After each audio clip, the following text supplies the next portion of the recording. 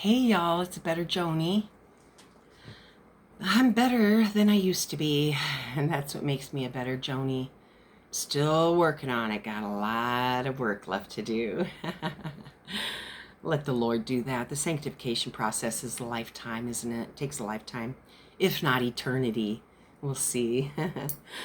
um, I just wanted to come on and say, I guess kind of talk about my childhood and about what it's like to grow up with a covert narcissistic mother who, she hated me from before I was born. She did not want another child.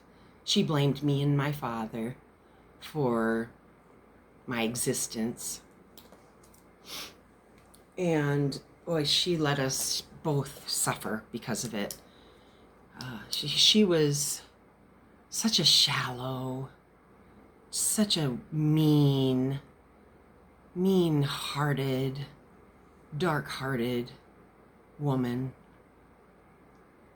And, the consequences were a lifetime of me just caving to other narcissists and to being the scapegoat for so many. My childhood was, when I think back about that poor little girl that I was, and how even in pictures, there's some pictures of me as a child, and one of them I have a black eye. I might have been 18 months, 2 years old. My very first memory is standing up in my crib and looking out in the hallway and just waiting for someone to come and get me. And I'm not going to cry. The weight of the abuse and the neglect, even the neurological damage that does to a child, an infant, even in utero, I wouldn't doubt, They say that the babies know, or they can feel the mother's emotions, and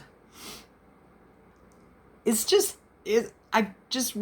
certain days where it just really gets to me thinking about it. The healing, and I've healed quite a bit from a lot of traumatic events, like one after another, and I don't know if it was a generational curse or just me attracting, because I attracted predators. I was preyed upon. I was an orphan. My father was a good man, but he was just as abused by her and caught up in her antics and her baiting and her negativity and hatred for everyone. Because the narcissists, they hate everyone. I'm not trying to make this long, but I just needed to come on and just talk about it, because I see you out there. I see you, other scapegoats who we're finding our voices, and we're beginning to heal. I love seeing these younger people who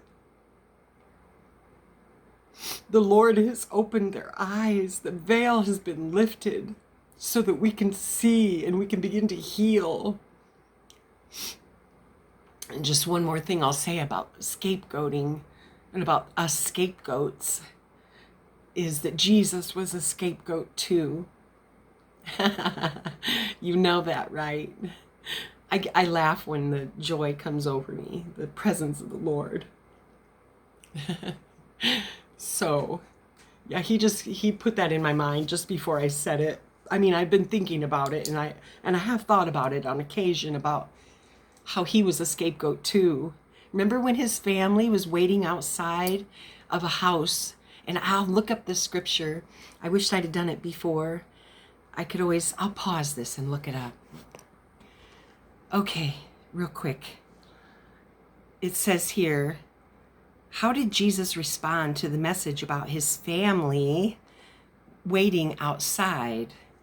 He was surrounded by the crowd when he was given the message, your mother and brothers and sisters are outside looking for you. Jesus responded, who do you think are my mother and brothers? Looking around, taking in everyone seated around him, he said, right here in front of you, my mother and my brothers. And what that means is that his blood family was not his real family, but his family were those who were led by the Spirit of God and chose to do the commandments of God. His family, from what I've heard, and I guess it could be gathered, and we know he was a scapegoat for the Pharisees and society at large, but with his family, they were there looking for him because people were saying he'd lost his mind. And they were there to get him and bring him home because he was really making a spectacle of himself, from what I gathered. And I've heard other people talk about that, but I see you all out there, and it's so healing and wonderful to know, that you're there. And I just pray for all of us. And I'm so grateful to see you, that you're there too. But yeah, that's it for now.